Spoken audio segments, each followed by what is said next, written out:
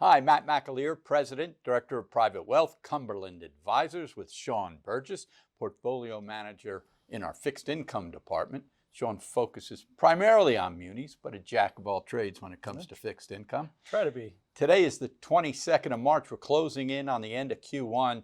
S&P pressing on a 10% return in the cap-weighted index.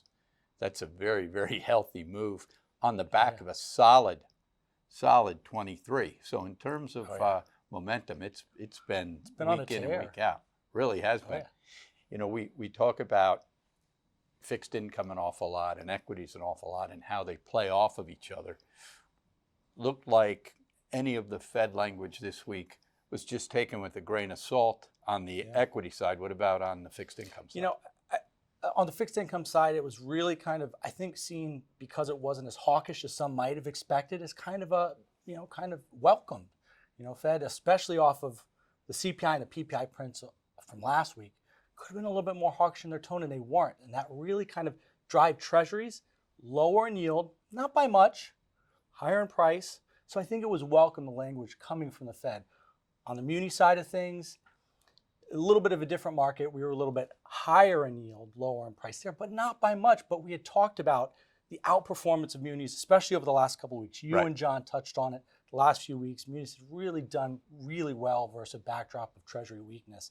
Saw some give back today, but it's really not unexpected for how strong munis had performed coming into this. So. Gotcha. The calendar's starting to build up in terms of municipal deals? Yeah, we got a good calendar next week. Should be a good opportunity to put some money to work. Remember, what the Fed said didn't really change our thesis and how we're positioning portfolios a little bit longer, just in anticipation of Fed moves down the road.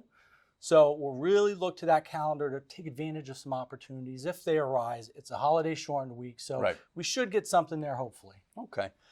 Over on the equity side, not a lot of action within our portfolios. One move this week was in our global strategy, our global/international strategy, where we did add some emerging market exposure.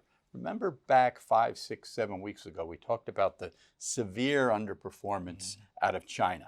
Yeah. And how that had dragged down the emerging markets for really the last 6, 8, 10 months.